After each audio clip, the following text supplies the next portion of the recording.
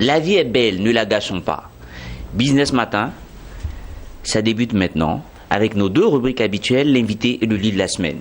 C'est parti pour ce numéro de Business Matin.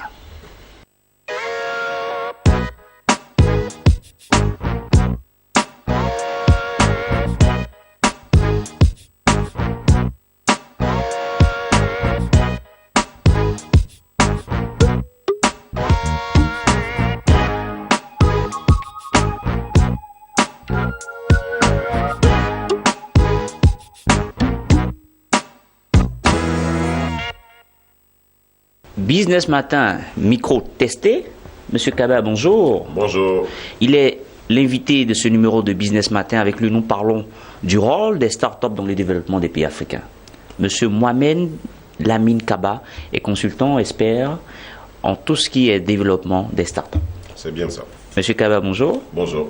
Alors, merci d'illuminer nos studios.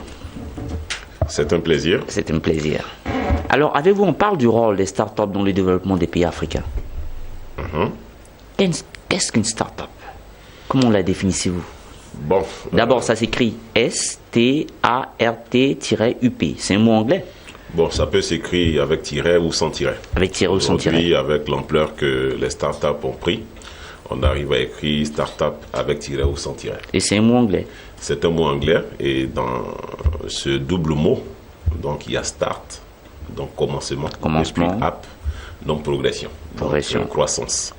Alors, donc, pour dire qu'une start-up, c'est donc une entité, soit individuelle, soit associative, donc qui a une durée limitée dans le temps et qui a pour but de faire des recherches, de faire du développement, pour essayer de trouver une réponse à un problème de société bien précis et qu'à partir donc de cette réponse, on puisse justement pouvoir faire dupliquer le modèle qui a servi donc à réaliser cette solution et puis en faire une entreprise, un champion. Donc pour qu'une entreprise soit réellement entreprise en tant qu'entité morale, on quitte au stade de start-up. Obligatoirement, on va dire que de toutes les façons, avec toutes les grandes entreprises que nous avons, il a bien fallu commencer quelque part. Soit c'est dans un coin de rue, après des discussions avec des amis, ou soit c'est dans une école, ou c'est dans un restaurant, où on part déjà de l'idée de développer quelque chose. Et c'est à partir donc de cette idée que quand on formalise, quand on essaie de formaliser, qu'on commence à parler de start-up. Donc toutes les grandes entreprises que vous voyez ici aujourd'hui, ça et là, ont d'abord été start-up, même si la durée pour certains a été très courte. Très courte. Donc parce qu'elles sont allées dans des secteurs d'activité déjà réalisés. Et très longue pour certaines parce que c'est des secteurs innovants. Il faut plus réfléchir, il faut faire plus de recherche et il faut faire plus de développement. Et l'histoire de start-up débute aux États-Unis en 1920. Voilà, l'histoire des start-up débute aux États-Unis en 1920. L'Afrique prend le relais en quelle année? Alors, on va dire que l'Afrique prend le relais seulement qu'à partir des années 2000. 2000, voilà, wow. Pour la partie francophone, oui. Mais à partir des années 90 pour la partie anglophone. Ils sont plus en avance en matière de start-up. La partie anglophone de l'Afrique est beaucoup plus en avance et c'est lié simplement, je dirais, à la tradition. Donc, des pays anglophones à être très pragmatiques en matière entrepreneuriale.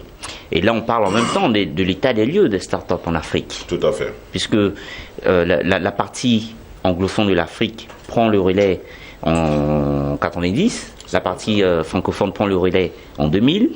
Est-ce qu'il y a des pays, quand même, on peut avoir des chiffres? Oui, il y a des pays en Afrique qui sont très avancés en matière de création et de développement, de financement de start-up. Parmi ces pays, on peut citer, je dirais, l'Afrique du Sud. Ensuite, on peut citer le Nigeria. On peut également citer le Kenya. Mais, seulement des pays anglophones. Seulement des pays anglophones. Et c'est à partir des années 2000, on va même dire 2010, que les pays francophones ont compris l'intérêt que c'était de pouvoir développer et créer des startups. En termes de chiffres, je vous dirais que comparativement à l'Europe et à l'Amérique et à l'Asie, l'Afrique représente à peine 2% de start-up. 2%, c'est très bas encore. C'est très faible, mais c'est pas tard. C'est pas tard. Il n'y a pas de course aux start-up, mais il y a la prise de conscience qui est nécessaire à avoir dans nos États pour comprendre que c'est un tremplin pour permettre à nos économies de faire un saut qualitatif et favoriser justement le développement donc, de nos économies qui sont encore très traditionnelles. Alors, ce qui est intéressant dans ce que vous venez de dire, pour qu'une entreprise devienne entreprise, Oui.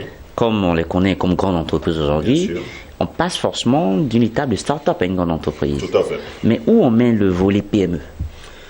Bon, on va dire que dans une échelle de 0 à 10, la PME se trouve peut-être à la 3e position. 3e position. Voilà, parce que avant même d'être PME, il va falloir aussi d'abord être start-up. Il faut commencer, il faut débuter, il faut avoir l'idée. Et comme j'ai dit pour les grandes entreprises tout à l'heure, ce qui est important, c'est qu'il y a 2 volets pour créer sa start-up, 2 secteurs. Soit vous allez sur un secteur de marché qui existe déjà. Oui. Je prends un exemple, je veux vendre, du pain. On a déjà des boulangeries. Effectivement. Donc, j'ai créé ma start-up pour vendre du pain, sauf que cette fois-ci, j'apporte un plus, d'accord, pour faire la différence avec les autres. Donc, je vais prendre moins de temps pour pour m'étendre, pour me développer, que si, par exemple, je veux créer une start-up, pour faire en sorte, par exemple, que quand je suis à Abidjan et que j'ai ma production de café cacao, je ne puisse pas me déplacer avec ma production de café cacao avant de l'avoir vendu. Ok. Là, je vais mettre plus de temps pour réfléchir aux aspects techniques, aux aspects financiers, aux aspects commerciaux, pour pouvoir en faire une réalité. Donc, je mettrai plus de temps. Alors, donc, la différence à ce niveau-là, c'est que dès lors qu'on est sur un segment de marché qui est déjà utilisé par d'autres, on peut aller directement au stade de PME. D'accord. Voilà. Par contre, si c'est un segment de marché qui est très innovant, qui n'est pas très connu du monde entier, on va mettre plus de temps. En général, dans les pays européens, toujours en comparaison avec l'Afrique, c'est qu'une start-up, pour qu'elle soit opérationnelle et rentable, elle mettra en 3 ans et 5 ans. Elle mettra en 3 et 5 ans. C'est-à-dire la rentabilité de la start-up commence à se dessiner à partir de la 3e année. 3e année. Mais vous comprenez bien qu'il lui a fallu de 0 à 3 ans pour s'établir, pour se fixer, pour créer ses produits, pour se développer, pour mettre en place ses stratégies commerciales, marketing, publicitaire, communication, ainsi de suite. Par contre, en Afrique, c'est plus difficile parce que justement, les start-up ont du mal à s'imposer. Et en réalité, l'environnement pour permettre à ces startups de se développer, l'environnement juridique, l'environnement administratif, l'environnement financier, l'environnement technique n'existe quasiment pas. C'est maintenant qu'il est en train d'être construit. Donc une startup africaine mettra plus de temps à se développer et nous, par rapport à l'expérience aujourd'hui, à l'expertise que nous avons, nous pensons qu'une startup peut être rentable entre 10 et 12 ans. 10 et 12 ans. En Afrique. Mais donc, il y a des exceptions, bien sûr. Oui. Au bout de 3 ans, 4 ans, vous avez des startups africaines qui ont connu un succès franc. D'accord. Voilà. Alors, tout à l'heure, vous avez parlé de certains facteurs qui constituent des freins au développement de ces startups, qui font qu'il faut avoir une rentabilité de ces startups pour près de 10 à 12 ans. C'est bien ça. Lorsqu'il y a un forum qui s'organise à travers le monde où on parle de financement de projets. Bien sûr. Et le financement est souvent le frein au développement des idées, des entreprises, des PME. Est-ce que les startups peuvent avoir accès au financement? Bon, je dirais qu'en Afrique, les startups ont du mal à obtenir le financement. Donc une start-up ne peut pas vraiment être développée? Si, l'idée c'est justement d'être ingénieux, c'est d'être innovant. Vous avez des startups qui ont réussi à se développer sans financement traditionnel lié au public, lié au privé, donc notamment vis-à-vis des banques, vis-à-vis des financiers. Elles ont réussi simplement à fédérer d'un point de vue associatif un certain nombre de personnes pour pouvoir financer leurs projets et ça a marché. Alors que je ne vous coupe pas la parole, mais vous êtes d'accord avec moi que pour qu'il y ait financement, il faut un cadre légal. Bien sûr. Il faut une déclaration au ministère, Bien dans sûr. les ministères de tutelle. Bien Il sûr. faut avoir un registre de commerce, tout ça. Bien sûr. Alors qu'une start-up, elle naît dans l'esprit, Bien elle sûr. naît à la maison. Bien sûr. Donc, toutes ces différentes conditions ne sont pas forcément remplies. Oui. Donc, du coup, les banques qui financent, elles se diront, envoyez-nous un dossier pour qu'on regarde, pour qu'on analyse, et en plus, on donne le OK pour un financement. Alors qu'une start-up n'a pas forcément tout ça. Je suis totalement d'accord, mais en même temps, ce que je peux dire, c'est que effectivement, l'Afrique, comme j'ai dit, a du mal à développer des start-up parce que l'environnement sur lequel les start-up africaines ont commencé à se lancer, l'environnement n'est pas, je dis, propice donc à la création, au développement et à la promotion de start-up. Donc, Ok. il faut, dans un premier temps, que tous ceux qui sont dans cet écosystème de création de start-up, justement, puissent se donner la main, puissent s'organiser, puissent se mettre ensemble pour créer un environnement favorable. Aider l'État, donc, à prendre les dispositions administratives, législatives nécessaires pour donner un statut réglementaire, juridique aux start-up, tel que les PME, PMI ont un statut réglementaire, tel que les grandes entreprises ont un statut réglementaire, et tel que les organisations non gouvernementales ont un statut réglementaire. Donc, en Europe, aux États-Unis, c'est comme ça. C'est-à-dire que la loi a permis justement de faire en sorte que ces startups-là aient droit de cité et aient droit de représentativité au sein des instances administratives et gouvernementales. Ok. De telle sorte qu'ils sont reconnus d'utilité publique, ils sont reconnus parce qu'ils font de la recherche et développement et qui profitent justement à l'économie de ces États. D'accord. Donc, pour nous, il y a nécessité de créer tout cet environnement, bien sûr, à assainir, à améliorer. D'un point de vue financier, il faut faire en sorte que les banques aient plus confiance. Oui. Il faut créer des structures beaucoup plus opérationnelles, aujourd'hui qu'on appelle des incubateurs, mais qui, en Des Afrique, centres ont du incubateurs. mal aussi à s'en sortir. Oui. Il faut créer des lois qui protègent justement les startups dans leur évolution, dans leur création. Oui. Et il faut permettre aux acteurs techniques, donc les formateurs, les gestionnaires, les mentors, comme on dit, de pouvoir superviser les travaux de ces jeunes pousses pour rassurer justement les partenaires financiers pour que le financement se fasse assez facilement. Maintenant, il y a d'autres méthodes. Il y a ce qu'on appelle par exemple réaliser du crowdfunding, qui est une méthode de financement participatif qui permet justement de sortir des systèmes de financement classiques et de pouvoir obtenir un financement à travers donc des appels de fonds, Ou les réseaux sociaux. des réseaux sociaux ou par des canaux tels que les réseaux sociaux, les associations, même les parents, même des systèmes de tontines que nous connaissons en Afrique Oui. et qui permettent de financer des projets. Par contre, il faut aller doucement. C'est-à-dire qu'il ne faut pas se précipiter. Vous n'allez pas venir en tant que start-up venir demander pour financer votre start-up 200 milliards de francs CFA à des personnes, alors que vous savez bien que vous êtes une start-up. Il faut aller étape par étape. Oui, étape Donc, par c'est étape. pour ça que dans toute start-up, il y a quand même, je veux dire, le respect de la suite logique d'une création entrepreneuriale. Ouais. C'est-à-dire qu'on ne se lève pas un matin pour créer une start-up. Il y a des étapes. De la même manière que nous créons une entreprise, il faut aussi pouvoir respecter ces mêmes étapes pour qu'on puisse être établi comme une start-up, sortir des produits et puis voilà, se développer. Parlons maintenant du rôle du moins, que peut avoir ces startups dans le développement des pays africains. Bien sûr. Déjà, vous avez parlé du fait que ces startups ne sont pas forcément réglementées, puisqu'il n'y a pas de cadre constitutionnel. Tout à fait. Donc, est-ce que déjà elles peuvent vraiment participer au développement de nos pays? Alors, ce qui est intéressant... Parce que ce qui n'est pas réglementé est comme dans le vide. Je ne sais pas si vous comprenez ce que je veux dire. Généralement, Oui. en matière de réglementation et de législation, c'est l'habitude qui crée la législation. D'accord. C'est quand on est habitué, par exemple, à faire quelque chose en groupe, Oui. par un plus grand nombre, qu'on décide d'aller à la législation. Effectivement. On est d'accord? Oui. Donc, aujourd'hui, vous avez une frange de la population de 18 à plus de 65 ans Oui. qui, face aux difficultés qu'elle connaît, liées au manque de travail, liées au chômage, liées à la pauvreté, liées à, je dirais, à la précarité. Parce qu'aujourd'hui, on a de plus en plus de populations qui vivent dans la précarité. Effectivement. Face à ces difficultés, elles ont décidé de se prendre en charge.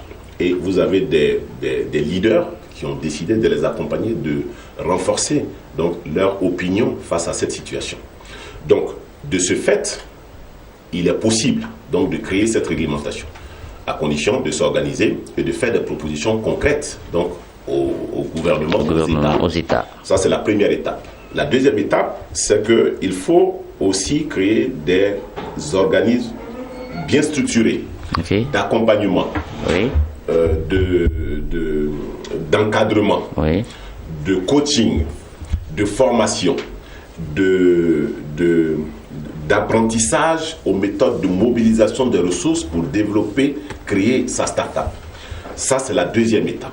La troisième étape, c'est de permettre justement aux acteurs qui sont dans tous ces centres donc de développement, de création de start-up. C'est les centres incubateurs? Non, pas les centres incubateurs, et les créateurs de start-up, les promoteurs de start-up, et le personnel, parce que pour créer une start-up, vous ne pouvez pas la créer seul. Vous êtes obligé de vous faire accompagner par un certain nombre de collaborateurs qui sont généralement des amis ou des habitudes d'amitié ou des intérêts, des habitudes d'intérêt, c'est-à-dire que vous partagez peut-être le même domaine, la même vision sur un projet, ou bien le même projet, ou bien la même formation, et vous vous associez pour créer votre start-up, n'est-ce pas?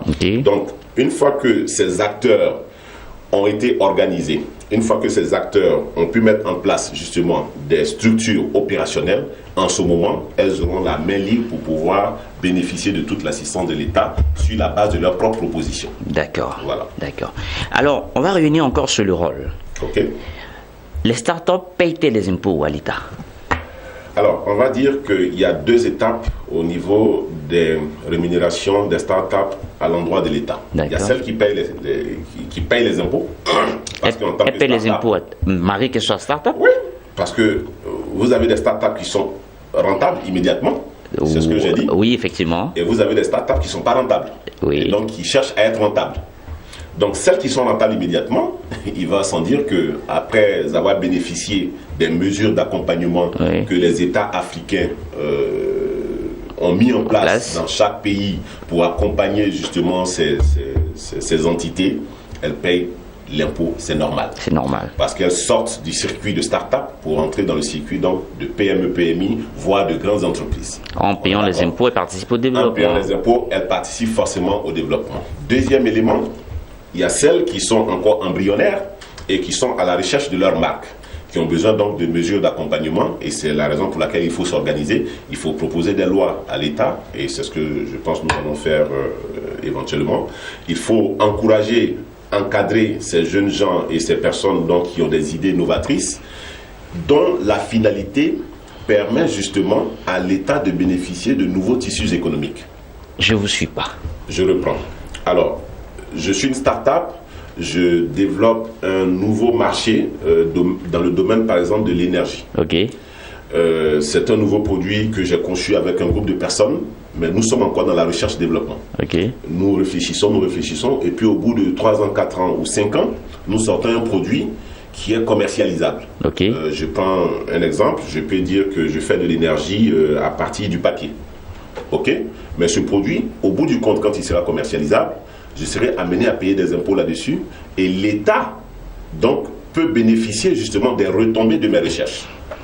Donc, raison pour laquelle il faut nécessairement que l'État, quelque part, s'implique davantage, ne serait-ce que dans le cadre de l'encadrement, pour encourager la création de start-up. Et ensuite, je dirais que les financements sont de deux ordres. Il y a le financement privé, qui peut venir de vous, de moi, d'une banque, d'une entreprise privée, d'un donateur, d'un mécène, et vous avez des financements publics que l'État peut mettre à la disposition donc, de ces startups-là pour les aider à se développer. Je prends deux exemples. La Chine, pour l'année 2016, a triplé le budget qu'elle a alloué à la création et au développement de startups, parce qu'elle a compris justement l'intérêt pour ces startups à elle, c'est-à-dire la Chine, à développer de nouveaux tissus économiques qui vont l'amener à un niveau de développement très important. Très important. Vous comprenez? Je le suis maintenant. Si vous prenez les États-Unis, quand vous prenez aujourd'hui tous les gros groupes qui étaient à l'époque start-up, on a tous connu. Oui. Les exemples sont là. Même lorsque nous étions en préparation de cette émission, vous avez parlé du Facebook, Google. Google, et c'est les plus connus. Ouais. Mais c'était d'abord des start-up qui ont été accompagnés de bout en bout jusqu'à ce que de manière pragmatique, ils sortent un produit qu'on appelle aujourd'hui Facebook qui permet de gagner de l'argent et donc par ricochet de faire payer des impôts et de donner des recettes à l'État américain. Oui. Donc le rôle que peut jouer ces startups, c'est déjà un frein au chômage. Bien sûr, d'abord faire entrer de l'argent. Parce que quand je crée une start-up, je ne suis plus préoccupé par mon problème de chômage, n'est-ce pas? Mais par ricochet, je sors en même temps du taux, puisque j'étais intégré dans le taux de chômage, je n'ai pas en compte pour faire ses calculs, ses études économiques. Je sors de ce taux. Dès que je sors de ce taux, je fais baisser, je fais chuter le taux. Donc je contribue à deux niveaux. C'est-à-dire que je me prends en charge de manière autonome, j'arrive à développer une jeune pousse, une jeune start-up, et ensuite je permets à l'État de me sortir carrément donc je dirais du chiffre donc des chômeurs dans mon pays. Oui, en plus. Premièrement. Deuxièmement, c'est que quand je crée ma start-up, comme je l'ai dit tout à l'heure, je ne peux pas créer ma start-up tout seul. C'est pas possible. Je vais faire appel soit à un webmaster, ou je vais faire appel à un commercial, ou je vais faire appel à une assistante. Donc je crée aussi des emplois par ricochet. Donc la start-up, elle est triplement importante parce qu'elle permet justement aux États de créer, c'est-à-dire de sortir, de trouver des solutions aux problèmes qui leur sont posés. Vous comprenez? Donc, c'est très bien. Là, c'est formidable. Deuxièmement, troisièmement, troisièmement, on va dire que quand moi, je suis créateur de start-up, j'ai des coûts de production très bas. N'est-ce pas? Une grande entreprise, je prends un exemple, je fabrique je dis n'importe quoi, on va dire, je fabrique des piles. Une grande entreprise qui est dans un domaine qui utilise des piles va faire appel à l'étranger, soit à la Chine, soit aux États-Unis pour commander des piles. Mais par contre, si moi j'arrive à fabriquer ces piles ici en Côte d'Ivoire, cette grande entreprise règle ses problèmes de coût de production. Donc permet à cette grande entreprise de faire du bénéfice. On est d'accord? Donc j'apporte une valeur ajoutée. J'apporte de la richesse, non seulement à la grande entreprise, mais à l'État dans lequel je suis basé pour créer ma start-up. Donc entrée de devises. Entrée de devises forcément. Mais plus d'entrée de devises, c'est qu'aujourd'hui, je dirais, le mot start-up en lui-même, le système start-up en lui-même, omnubile le monde entier. Parce que ça permet de casser les barrières. Donc, dès que vous parlez de start-up, par exemple, dans un pays tel que le Ghana, vous avez des investisseurs étrangers, donc des devises étrangères, qui sont intéressés automatiquement par savoir ce qu'on peut faire au Ghana. Donc, l'État dans lequel je suis peut me permettre d'avoir donc des investisseurs à outrance. Parce que l'État peut-être n'a pas suffisamment les moyens de nous accompagner nous tous, mais dès lors qu'il y a une activité qui est organisée autour de la création de start-up, tout de suite vous avez des investisseurs étrangers qui cherchent à investir sur des marchés nouveaux. On est d'accord? Alors, je vais continuer. Allez-y. Ce que justement l'écosystème des start-up apporte. J'ai un ami qui a un programme en ce moment de formation de 50 000 jeunes femmes dans le codage informatique. Mais vous voyez, grâce à cette formation pour laquelle il a fini le projet pilote, il arrive à autonomiser les femmes dans l'utilisation de l'outil numérique. Or, c'est un problème chez nous en Afrique, l'autonomisation des femmes. Très gros problème, Et nous sommes en train de nous organiser aussi pour encourager les femmes à créer des startups.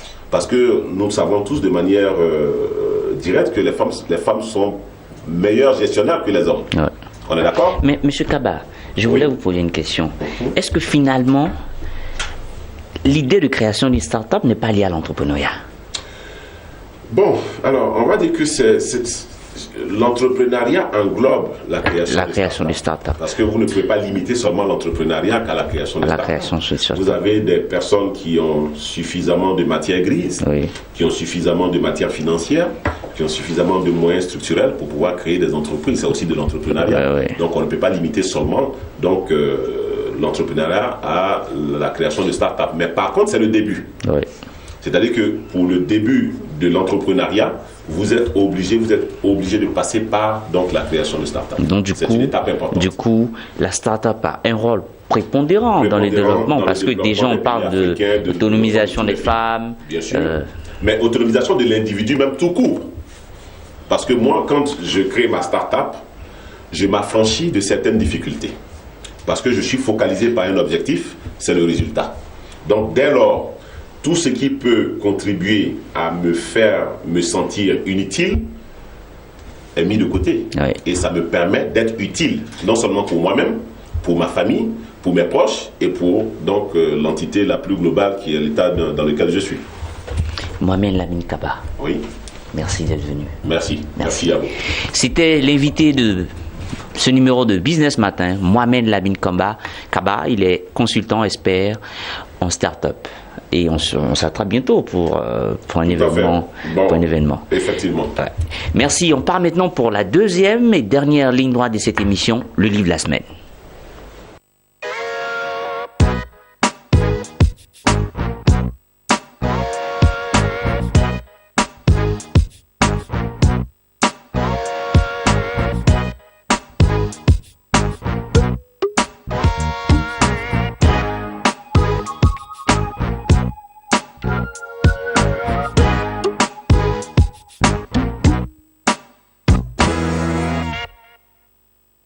Ce Business Matin d'aujourd'hui s'achève, bien sûr, avec notre dernière rubrique, le livre de la semaine. Nous sommes en compagnie d'un auteur qui est dans le domaine de la famille, car, dit-on, les familles fortes font les nations fortes. Monsieur Soubia, bonjour. Bonjour. Charlemagne Soubia. Oui. Alors, vous êtes auteur, Oui. et votre œuvre est intitulée « Le leadership familial du mari, Oui. être le mari d'une femme épanouie Oui. ». Alors, monsieur Soubia, Oui. les familles fortes font les nations fortes. Tout à fait. Et qui dit famille dit le mari, parce qu'on dit le mari est le chef de la famille. Oui. Qu'entendez-vous par cette expression, le mari est le chef de la famille? Oui, si nous prenons par exemple la Bible définit le mari comme étant le chef de la famille. Même dans nos traditions, le mari est souvent le chef de la famille. C'est vrai que dans certaines législations aujourd'hui, on ne dit plus le mari chef de la famille. Mais au fait, la réalité, c'est pas le fait que le mari soit le chef de la famille le problème, c'est le contenu que nous donnons à la notion chef de famille. Et votre livre en parle, le leadership familial du mari. Exact. Et ce livre est subdivisé en 4 chapitres. Oui. Dans ces chapitres, vous parlez des 4 rôles que doit jouer un mari dans une famille. Dans un premier temps, nous parlons du statut de l'homme. Oui. Le mari est le chef de la famille. Et comme je disais tout à l'heure, le fait d'être chef n'est pas le problème, mais c'est le contenu. Si nous revenons à la définition du leadership de Maxwell, il dit que le bon leader est celui-là qui arrive à influencer positivement ceux qui sont dans son domaine d'influence. Donc ici, le mari doit pouvoir influencer positivement ceux qui sont dans sa famille et ses enfants. Comment doit-il influencer? Oui, pour arriver à les influencer, le premier élément incontournable, indispensable, c'est l'amour. L'amour. Il doit aimer sa femme. Aimer servir, au fait. Et on aime comment? Aimer, c'est chercher rien que l'intérêt de l'autre, l'épanouissement de l'autre. Tant que l'autre n'est pas épanoui, tant qu'il n'arrive pas à progresser dans tous les domaines de sa vie, c'est que vous n'avez pas atteint votre objectif. D'accord. C'est ça, aimer, au fait. C'est se sacrifier pour l'autre, avoir un seul souci, le bien-être de l'autre. Sans ça, le leadership devient la domination. Et malheureusement, c'est ça. Et c'est la mauvaise conception qu'on a du chef. Et je compare dans mon 3e livre. Je parle du mari boucher. Le mari boucher. Oui, lorsqu'il n'y a pas l'amour, il n'y a que la force, l'autorité, on devient mari boucher. Mais par contre, lorsque l'autorité est accompagnée, exercée dans l'amour, on est un mari berger. Et c'est ça le bon mari, en fait. Et dans ce livre, vous faites comprendre que chaque chef de famille a son modèle de leadership, sa manière de diriger sa famille. Oui, tout à fait. Nous avons grandi, chacun de nous, dans une famille. Et qu'on le veuille ou pas, nos parents nous ont influencés. Ça nous sert de modèle, inconsciemment ou pas. Et je prends mon cas, mon papa avait 4 femmes. Donc j'ai grandi dans cette famille.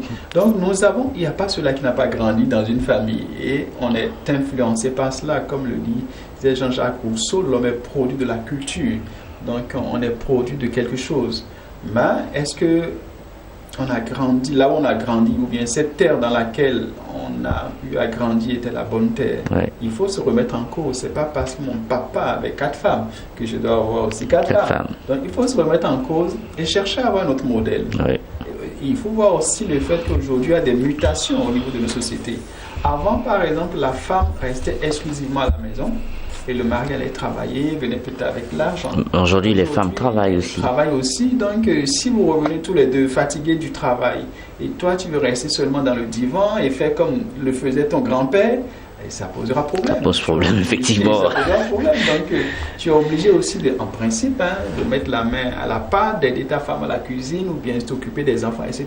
Ouais. Malheureusement, on dit je veux faire comme un grand-père, Oui. Mais les temps ont changé. Ont beaucoup changé. Oui. Aujourd'hui, les femmes parlent beaucoup. Quand on demande à une femme, vous voulez un mari? Oui, je veux un bon mari. Comment définissez-vous un bon mari? Oui, le bon mari n'est pas... Celui qui donne plein d'argent, c'est celui qui t'achète une voiture. Je connais des femmes, j'ai eu à coacher un couple, le monsieur était multimilliardaire et sa femme avait tout ce qu'il fallait matériellement parlant. Mais elle me dit, tu vois, il y a la piscine, il y a les billets d'avion, tout ceci, mais pourtant, je suis dans une prison ouverte. Lorsque, par exemple, il y a des étrangers à la maison, le mari n'hésite pas à la rabrouer devant tout le monde. Donc, quel que soit l'argent que tu peux donner à une femme, si tu la rabroues, tu la respectes pas, tu la bafoues, elle ne peut pas s'épanouir. Malheureusement, nous sommes dans une société où on lie l'épanouissement strictement à l'argent. À l'argent. L'argent, c'est important. Au matériel. Mais le matériel, c'est important, mais le matériel, ça ne suffit pas. Il faut respecter la personne, se dire que c'est un être humain qui réfléchit, qui pense, et il faut pouvoir partager, échanger, discuter, communiquer. Malheureusement, souvent, c'est pas ça. C'est pas ça. Donc, dans nos sociétés, c'est le matériel, plein de matériel, c'est le bon mari. Non, c'est pas ça le bon mari. Le bon mari, c'est vrai, il doit se soucier du bien-être matériel de sa femme, Ouais. mais il n'y a pas que le matériel. Et il y a quoi? Il y a beaucoup d'autres choses. Qui sont contenus dans ce livre. Exact. Ok. Moi, j'ai ma dernière question. On va demander à une femme, votre mari vous aime? Elle répondra, oui, mon mari m'aime. Oh, ça dépend. Des fois, elle peut dire ça juste par hypocrisie. Par hypocrisie. Juste pour sauver les meubles, juste Oui. pour l'apparence. Oui. Et quand vous êtes vraiment intime, les 95% des femmes vous diront Mais quelque Charlemagne chose. Soubia, lorsqu'il arrive à une réception, qu'il regarde des couples qui sont assis, comment il sait que la femme est épanouie? Oui, quand une femme est déjà épanouie, Vous avez... l'une des choses l'un des indicateurs, c'est est-ce qu'elle a la possibilité de s'exprimer. Oui. La plupart du temps, les hommes étouffent leur femme. Et quand elle est là, et quand le mari est là, elle ne peut pas parler, elle ne peut pas réellement s'exprimer. Or, elle a l'intelligence. Donc, premier point, la liberté d'expression. Donc, la liberté d'expression. Je ne dis pas qu'il faut dire du n'importe quoi à son mari, c'est pas ce que je veux dire par là. Mais vous êtes des égaux et de pouvoir échanger de manière égale. Ouais. Échanger, discuter. Mais souvent, c'est pas ça. Deuxième point, Donc, l'un des éléments importants déjà, c'est cette liberté l'expression. qui ne veut pas dire le désordre. Cette liberté qu'elle a. L'autre élément, liberté qui lui permet de prendre des initiatives aussi. Et si elle ne peut pas prendre des initiatives, ça pose problème. Oui. Ça pose problème. Donc il y a un certain nombre d'éléments donc, qui aident et qui font que bon, elle est épanouie ou pas. Quoi. Il y a le respect aussi. Est-ce qu'elle est respectée sur tous les plans, etc. etc. Monsieur Charlemagne Soubia, Oui. on pourrait dire que vous êtes un magicien de la famille. Hein? Non, bon, comme il y a le médecin qui est là pour soigner les gens, nous Ouais. sommes là pour aider les couples à bien se porter. Au fait, il y a des choses, ça saute à l'œil. Ouais. Il y a des choses, c'est le bon sens plutôt, je dirais. Vous avez reçu une formation pour être coach conjugal? Tout à fait. Vous avez reçu une formation Bien pour ça? sûr. Ok. On ne peut pas être médecin sans une formation, Ouais. on ne peut pas être informaticien sans une formation. Nous avons une formation par rapport à ça. Mais je reviens à quelque chose que je voulais dire tout à l'heure. Il y a des principes. Lorsque vous donnez un sourire à quelqu'un, vous recevez souvent aussi le sourire en retour. Mais lorsque vous donnez une paire de gifles, vous recevez un coup de poing en retour. À hauteur. Donc lorsque le mari donne, sème l'amour dans la vie de sa femme, il reçoit en quantité. Ouais. Lorsque vous mettez 2 grains de maïs sous terre, vous récoltez plutôt des épis de maïs après. Donc vous voulez dire que le mari doit aimer plus sa femme? Non, quand tu donnes, tu reçois toujours en retour. Toujours, oui. Et donc, si vous voulez la paix dans votre foyer en tant que mari, en tant qu'homme, commencez par aimer votre femme et vous allez recevoir. Donc l'homme doit appliquer Aimer son sa leadership, femme. Oui. aimer sa femme. Oui, si tu sèmes le maïs, tu ne peux pas récolter du sorgho. Ouais. Mais tu peux aimer la femme aussi et puis tu lui donnes rien. Hein? Non, Donc elle va pas aimer. non, l'amour donne. L'amour donne. Oui, quand je dis donner, c'est... Il faut Pas beaucoup. L'argent, c'est pas Oui, l'argent. le minimum.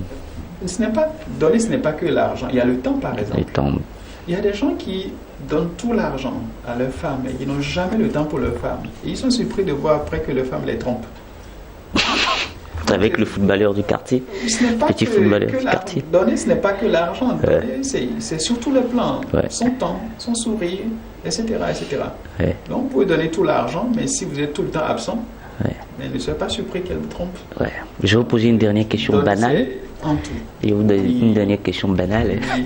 Vous êtes coach conjugal. Oui. Est-ce qu'il vous arrive de partir conseiller des fois et là-bas la dame tombe amoureuse de vous?